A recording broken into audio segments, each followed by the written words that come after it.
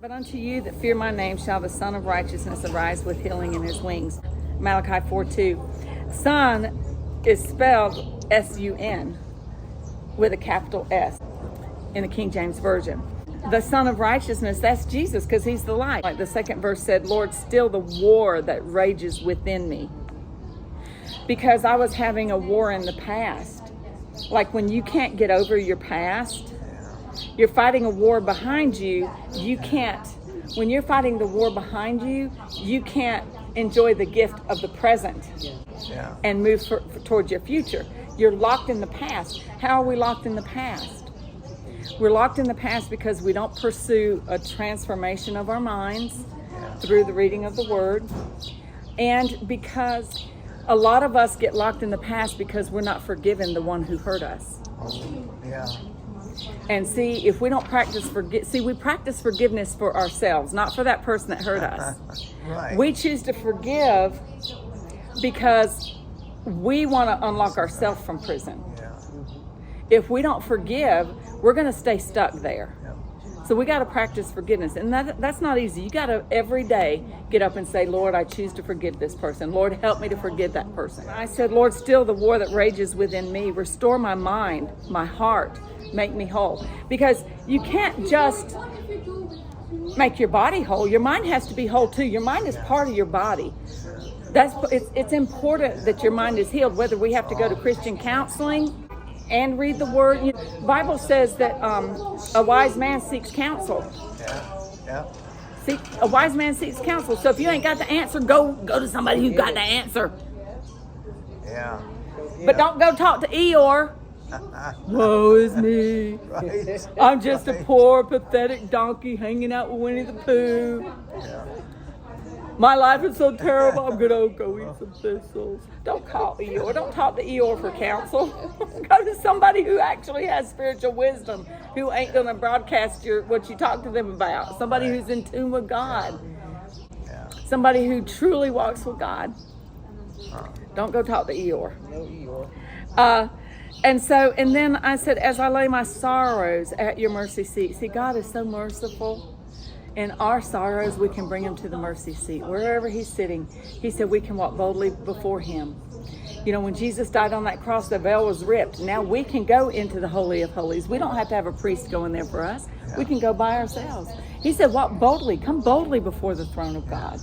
Like, you don't have to be scared. When I think about that scripture, okay, I love Wizard of Oz. My son made me watch that probably 1,500 times when he was growing up. And I see everything spiritual, you know.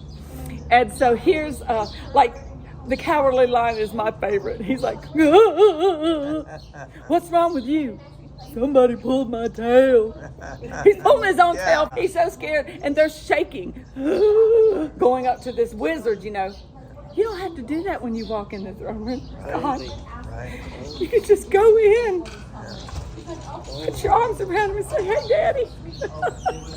How are you? And crawl up in his lap. You know, Mama Pris passed away a couple years ago. My godmother. And I miss her so much. And somebody was saying something about what are they going to do when they see God. And somebody said, well, I'm going to kneel at his feet. She said, well, I'm going to sit in his lap.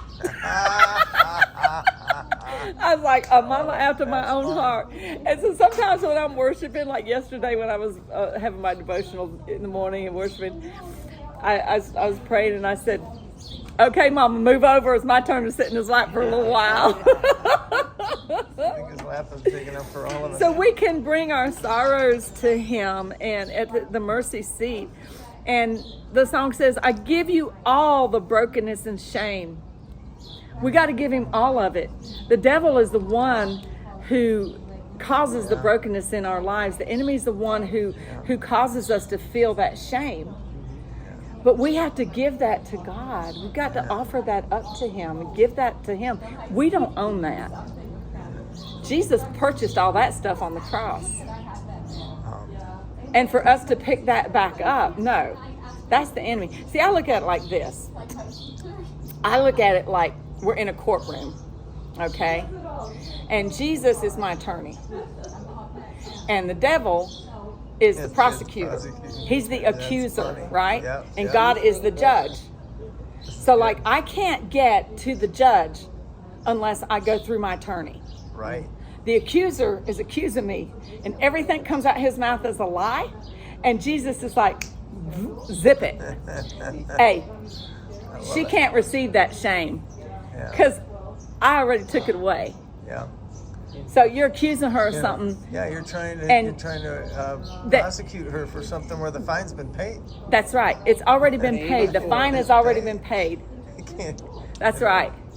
And so the bail has already been set, you know. Yeah. He already bailed us out. Jesus already bailed us out, and the accuser is trying to put us back in jail. Yeah. And he'll do that through our mind, you know. Yeah. And so we have to reject that shame, okay, and the brokenness, and shelter me in the shadow of your wing. A mama chicken, when it's storming and stuff, she spreads her wings, and she brings her little babies in, and she shelters them under her wing. Keep me safely in your dwelling place, that I might rise on the wings of the dawn. And you know, darkness comes before the dawn, right? And when I think about the wings of the dawn, I think about like an eagle. He flies really high, and he can fly above the storm, you know. And he's so strong, and his wings are powerful, you know, giving him that uplift, you know. And so we're gonna rise up, you know, with those wings. And then I said, Lord, hide me in your love where the healing begins. If it weren't for his great love for us, that in the Garden of Gethsemane, he said, nevertheless, hey, Daddy, if there's another way, let's do it that way. I don't want to go to the cross. It's going to be too hard. But he said, but nevertheless, thy will be done. Your will be done. That act of obedience is what defines my salvation, because had he not obeyed, there never would have been a cross. Right. There never would have been that bloodshed. And because of his great love, his love is where my healing begins. His stripes are for my healing. Not just for my physical healing, but for my mental healing, for my emotional healing. Yeah. Those stripes were for all of that. Yeah.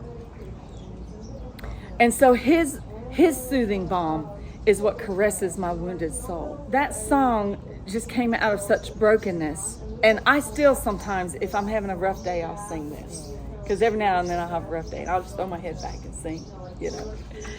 And this is not an old spiritual. This is a ballad, and it's slow and sweet and like a cry, a soft cry to the Lord.